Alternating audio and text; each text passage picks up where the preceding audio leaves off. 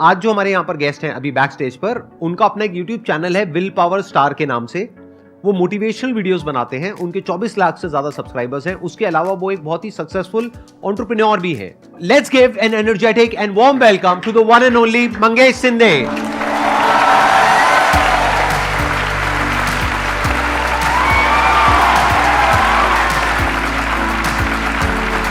How are you doing? All good? आइए, बैठिए।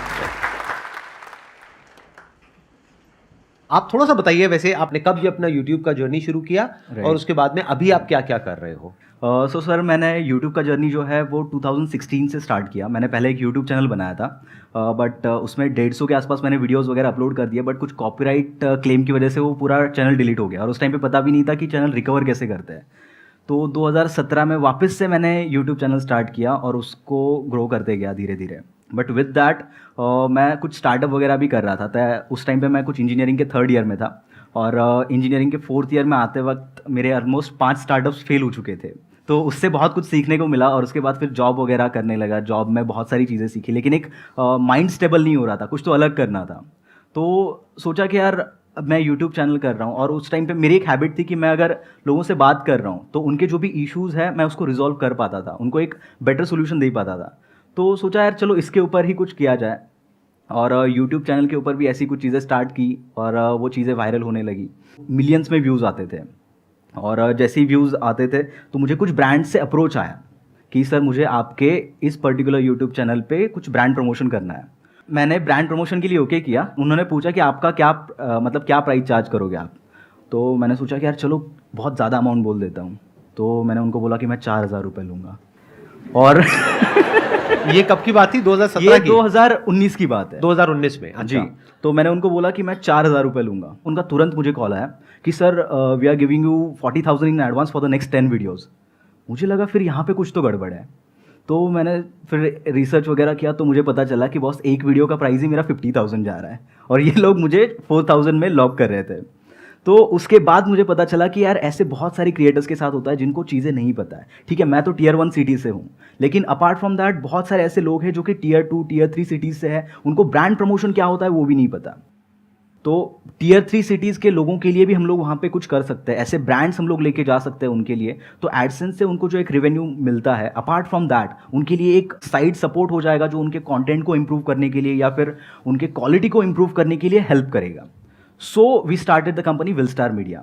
तो उसके बाद फिर हम लोगों ने क्रिएटर्स के साथ काम करना स्टार्ट किया and today we have worked with 5,000 creators all over the India till date. आपकी टोटल रेवेन्यूज आप थोड़ा शेयर करना चाहेंगे कि जो आपका ये जो वेंचर है विल स्टार मीडिया, इसकी टोटल एनुअल रेवेन्यूज कितनी है? अभी इस साल हम लोग क्रॉस कर लेंगे ऑलमोस्ट 10 करोड़ का रेवेन्यू। 10 करोड़ का आप रेवेन्यू क्रॉस करेंगे? तो मुझे ये पूछना है कि आपने 5 स्टार्टअप किए थे, तो उसका क्या मतलब मोटिवेशन क्या था कि आपने उसको एक और स्टार्टअप स्टार्ट करा जो आप सक्सेसफुली हो चुका है? सी, मैंने बहुत सारी चीज़ें स्टार्ट की थी, मतलब ट्रेडिशनल से लेके टेक तक। तो मोटिवेशन तो ऐसा था कि कुछ तो अलग करना है, कोई तो प्रॉब्लम सॉल्व करनी है। तो उसी प्रॉब्लम को सॉल्व करने के लिए मैं अलग अलग चीज़ें ट्राई कर रहा था और अलग अलग चीज़ें फेल हो रही थी। बट जब ये YouTube का चीज़ मुझे मिला तो ऑटोमेटिकली मुझे बहुत बड़ा प्रॉब्लम और बहुत बड़ा लूप होल वहाँ पे मिला। And business is all about loopholes and the issue you are solving. जितना बड़ा इशू उतना बड़ा बिजनेस। तो वो इशू मुझे मिला और उसी इशू को मैंने एज अ बिजनेस बना दिया। मतलब इन्होंने खुद एक प्रॉब्लम को फेस किया। yes. और जब फेस किया तो इनको खुद पता था एग्जैक्टली कि वो प्रॉब्लम क्या हुई। वो जो एग्जांपल इन्होंने दिया था, इन्होंने वो 4,000 रुपए वाला, जिसका एक्चुअल में मार्केट रेट 50,000 रुपए था, राइट? तब इनको रियलाइज हुआ कि कितनी बड़ी प्रॉब्लम है और कितनी बड़ी अपॉर्चुनिटी है। फिर इन्होंने बाकी भी यूट्यूबर्स को कॉन्टैक्ट किया और धीरे धीरे अपना एक ऐसा नेटवर्क बना लिया ब्रांड्स का और यूट्यूबर्स का, जिनको आप आपस में कनेक्ट कर रहे हैं। और बीच में आपका अपना परसेंटेज है, whatever, right? So one more question कि कई बार ऐसा होता है कि बच्चों के पेरेंट्स अलाउ नहीं करते स्टार्टअप करने के लिए। बच्चा जाता है कि मेरे को स्टार्टअप करना है, बट फैमिली कहती है, पेरेंट्स कहते हैं आपने इतनी एजुकेशन करी है, ये कोर्स किया है, हमने इतना इन्वेस्ट किया है, आप जॉब में जाओ, आप गवर्नमेंट सर्विस में जाओ। तो स्टार्टअप के लिए किस तरीके से पेरेंट्स को हम कन्विंस कर सकते हैं या वो हमारे साथ सपोर्ट में आए? मैम बेसिकली मैं तो एक मैकेनिकल इंजीनियर हूँ और एक मैं MNC में जॉब कर रहा था। तो कंपनी मुझे लंदन भेज रही थी for the next few years, but मैंने वो अपॉर्चुनिटी रिजेक्ट करके कंपनी में रिज़ाइन दिया। बिना घर वालों को बताए। उस वक्त मेरे पापा मेरे से 3 महीना बात नहीं कर रहे थे। लेकिन जब मैंने स्टार्टअप स्टार्ट किया, उसके बाद फिर जब वहाँ पे चीज़ें रोल आउट होने स्टार्ट हो गई, वहाँ से रेवेन्यू आना स्टार्ट हो गया या फिर चीज़ें दिखने लगी, तो उन्होंने आके सपोर्ट किया। उन्होंने 6 महीने बाद मुझे बोला कि बेटा मैं क्या कर सकता हूँ तेरे स्टार्टअप में। तो that was a motivation for me. मुझे ऐसा लगता है कि आप अगर घर वालों को कन्विंस करने के लिए चीज़ें करोगे ना तो कभी नहीं होगा। आप उनको प्रूव करके दिखाओ कि I am able to do this. जब आप उनको प्रूव करके दिखाओगे कि ये मैं कर सकता हूं, तो उनके साइड से आपको कोई चीज मांगने की जरूरत नहीं पड़ेगी, उनके सपोर्ट मांगने की जरूरत नहीं पड़ेगी। वो ऑटोमेटिकली बाय डिफॉल्ट आपको सपोर्ट करना स्टार्ट कर देंगे। अगर हम दूसरी साइड से देखें, मान लो कि आप खुद एक पेरेंट हो और आपका कोई बच्चा है जिसकी एज है 18-19 साल, यस सर। तो आप क्या चाहोगे अंदर से डीप विद इन कि उसका अपना स्टार्टअप सक्सेसफुल हो जाए और एक बहुत बड़ी कंपनी खड़ी हो जाए जहां पे मिलियंस ऑफ डॉलर्स हो, या फिर वो एक जॉब करे 20-30 हज़ार रुपए महीने की? आप क्या चाहोगे अंदर से? ऑब्वियसली कि वो अच्छे से स्टार्टअप करे, सक्सेसफुल हो जाए और मिलियन और बिलियंस अर्न करे। आप बोल तो रहे हो कि पेरेंट्स ऐसा वैसा वैसा, जब हम खुद पेरेंट बन जाएंगे तो हम खुद भी बच्चों को वही बोलेंगे। तो अब इसका सोल्यूशन क्या है अगर आप पेरेंट हो तो? क्योंकि मेरे जो सेशंस है वो हर कोई देखता है, बच्चे भी देखते हैं, बड़े भी देखते हैं, कि अगर आप पेरेंट हो, मैं दोनों के एंगल से बता देता हूं इसका सोल्यूशन क्या है। तो अगर आप एक पेरेंट हो, आपको क्या करना है, वर्स्ट केस सिनेरियो देखो और बेस्ट केस सिनेरियो देखो। मान लो मेरी कैपेबिलिटी है 1 लाख रुपए तक का रिस्क लेने की, वो मैं उठा करके बच्चे को दे सकता हूं और बोल सकता हूं अब ये 1 लाख रुपए है, अब इसमें तुझे पढ़ाई करनी है पढ़ाई कर, बिजनेस करना है बिजनेस कर, इसको उड़ा देना है उड़ा दे, तेरी लाइफ है, इसके आगे मेरे से कुछ भी एक्सपेक्ट मत करियो क्योंकि मेरे पास में है ही नहीं तेरे को देने के लिए। क्लियर लाइन ड्रॉ करनी होगी, तब उसके अंदर भी सीरियसनेस आएगी। फिर उसके अंदर से ये आएगा कि अब मैं करूं या नहीं करूं। नहीं तो हो क्या रहा है, वो बच्चा बोल रहा है मुझे करना है, पेरेंट्स कह रहे हैं नहीं करना है, यही सब चले चले जा रहा है। तो पेरेंट्स के एंगल से पहले आपको क्लियरली बताना है बच्चे को, अगर आपके पास में कुछ रिसोर्सेज अपने बच्चे के लिए है तो, कि मैंने ये पैसा जोड़ा है पूरी जिंदगी में काम करके तेरी पढ़ाई के लिए, तो या तो इसको पढ़ाई में लगा करके अपना कुछ कर ले, या फिर तेरे को जो करना है कर, ये पैसा तेरे लिए है, अब तू देख तू क्या करना चाहता है, 18 साल से ऊपर है, डिसीजन तेरा है। और अगर आप ऐसे पेरेंट्स के बच्चे हो जो कि कुछ करना चाहते हो और आपके पेरेंट्स आपको सपोर्ट नहीं कर रहे हैं, तो आपको क्या करना है, अपने पेरेंट्स की सिचुएशन को समझना है। हो सकता है उनकी फाइनेंशियल कंडीशन सच में ऐसी हो कि उनके पास में पैसे नहीं है आपको देने के लिए, तो उनके ऊपर प्रेशर क्रिएट नहीं करना है, करना है तो अपने दम पे करो, उसमें थोड़ी ना वो मना करेंगे। एग्जैक्टली। सोचने वाली बात है, मना करते क्यों हैं, रिस्क की वजह से ना। Yes sir. अगर रिस्क आप अपने बेस पे उठाने के लिए तैयार हो तो कोई भी पेरेंट्स मना क्यों करेंगे।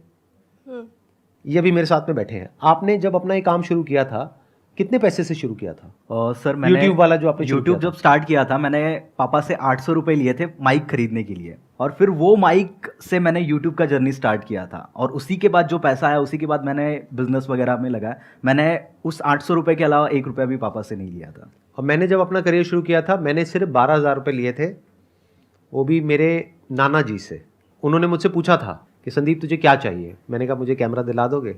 उन्होंने कहा हाँ दिला देंगे। कितने का है? मैंने कहा 12,000 रुपये का। तो पहले तो सोच में पड़ गए 12,000, आज से बहुत साल पहले, लेकिन फिर उन्होंने दिला दिया।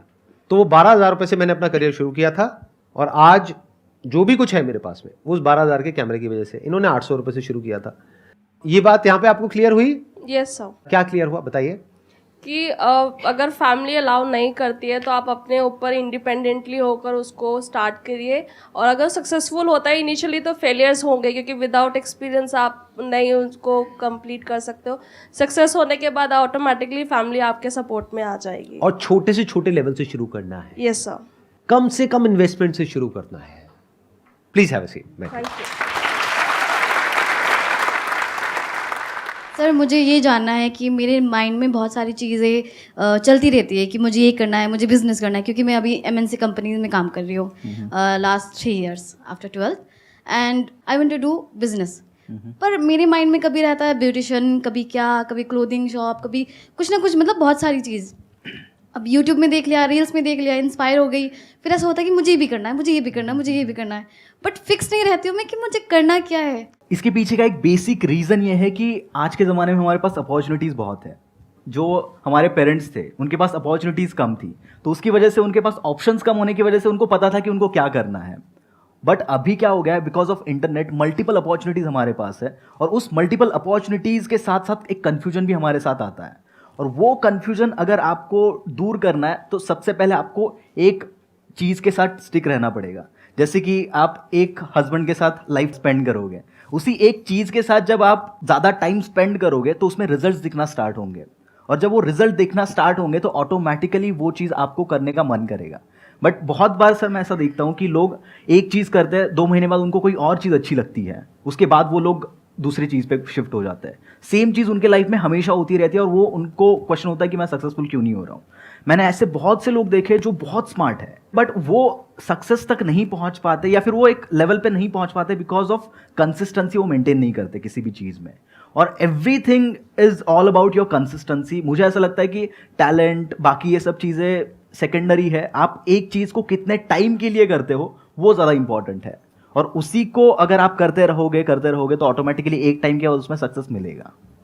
अगर आप अपने बेस पे कुछ करना चाहते हो ना, जैसे यू आर सेइंग कि you are working in an MNC and you have a stable job, right? तो अगर आप अपने बेस पे कुछ करना चाहते हो, कुछ भी काम, कैसा भी काम, कोई भी स्टार्टअप या कोई भी आइडिया, किसी के ऊपर भी आप काम करना चाहते हो, तो आपके अंदर एक क्वालिटी होनी चाहिए। ये आपको अंदर की बात बता रहा हूँ, एंटरप्रेन्योर्स के जो माइंड की बात एक एंटरप्रेन्योर ही समझता है, बाकी लोग नहीं समझते हैं। बहुत बड़ा सीक्रेट है ये। आपके अंदर एक ऐसी क्वालिटी होनी चाहिए कि आप अपने आप को इमेजिन कर सको क्लियरली कि 2 years, 3 years, 5 years down the line जो लोग उस फील्ड में सक्सेसफुल हैं, क्या आप अपने आप को वहां पर देखते हो? तो ये क्वालिटी चाहिए होती है। जैसे जब भी कोई बिजनेस करने के बारे में मैंने सोचा पास्ट में, या आज भी अगर कोई आइडिया आता है, तो उसको करने से पहले ही मेरे माइंड में क्लियर हो जाता था कि अच्छा इसको ऐसा किया जा सकता है, कि this is the broader vision, कि ये इतना बड़ा हो सकता है। तो जो मोटिवेशन है वो भी फिर बहुत बड़े लेवल का आता है। अब ये बड़ी विजन कहां से आती है? जब आपका दिमाग खुला होता है। हम सबका दिमाग बंद है बाय डिफॉल्ट, हमें पता ही नहीं है दुनिया में हो क्या रहा है।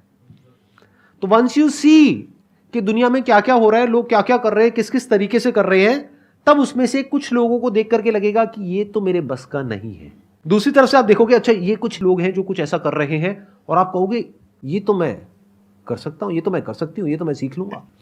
मतलब अंदर से आया ना, एक तरफ से आया अंदर से कि हाँ ये पॉसिबल है, एक तरफ से आया कि नहीं ये पॉसिबल नहीं है। तो पहले तो नहीं को काट दो, जो पहले ही आ रहा है कि पॉसिबल नहीं है उसमें टाइम क्यों खराब करना है। अभी को मत देखोगे, अभी क्या करना है ये देखो कि 2-4 साल बाद क्या आप अपने आप को वहां पे देख पा रहे हो, उस लेवल पे देख पा रहे हो। For example if you are doing photography, can you see yourself as one of the top photographers? देखो वो क्या कर रहे हैं, किस लेवल पे कर रहे हैं, किस तरीके से कर रहे हैं। तो इफ यू से यस कि हाँ ये तो मैं कर सकता हूं, तो फोटोग्राफी आप कर सकते हो। इसको बोलते हैं विजन। मतलब आपकी विजन क्या है? Where do you see yourself 2 years, 3 years, 5 years down the line, and do you believe in it? Do you say कि हाँ ये हो सकता है? तो इसके स्टेप्स क्या है? अगर मैं स्टेप वाइज इसको डिवाइड कर दूं तो इस पूरी प्रोसेस को, स्टेप 1 इज दिमाग को खोलो। आज इंटरनेट का फायदा क्या है कि आप सिर्फ इंडिया में नहीं पूरी दुनिया में देख सकते हो लोग क्या क्या कर रहे हैं।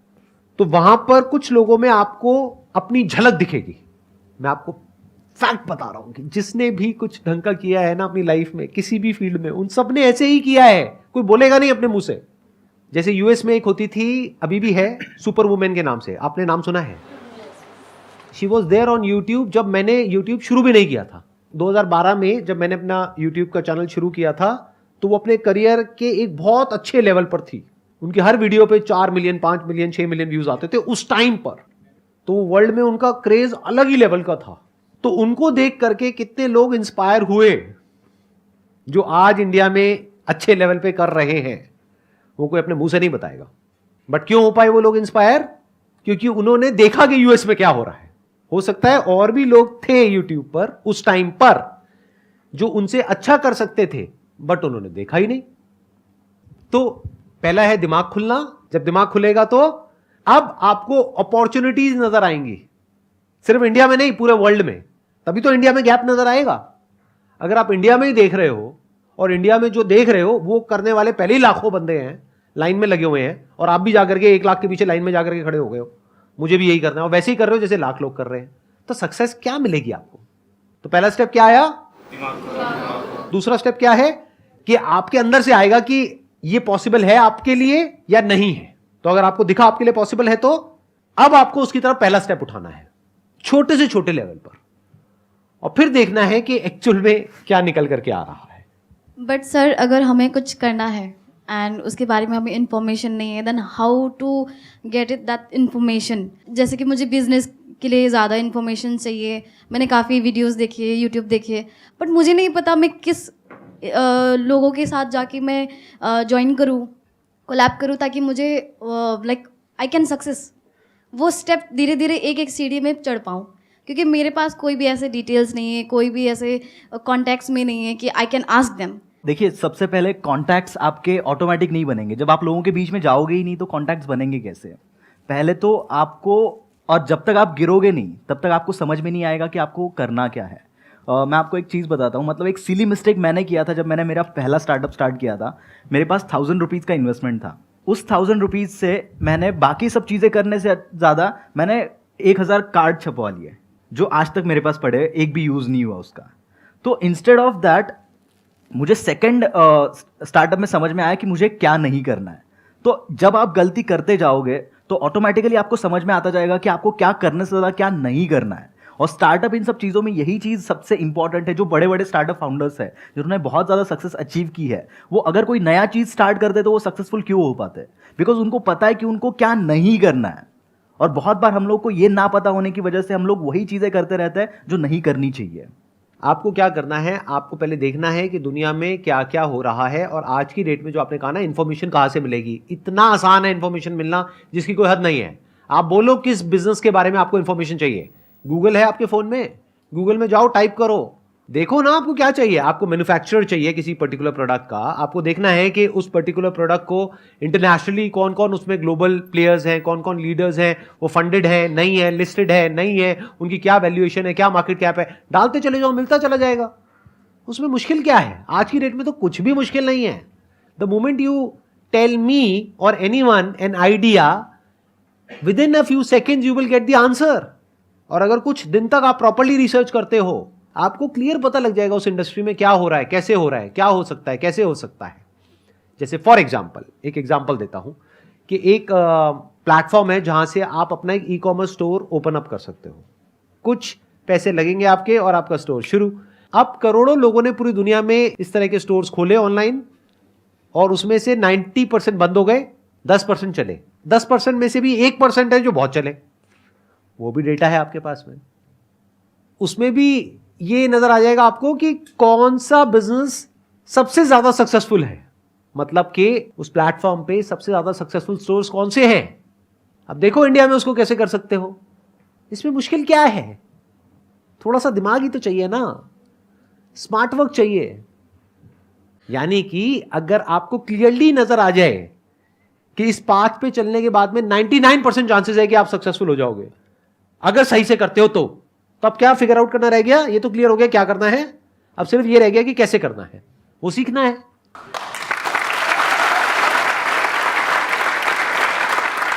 Thank you so much for coming. Thank you.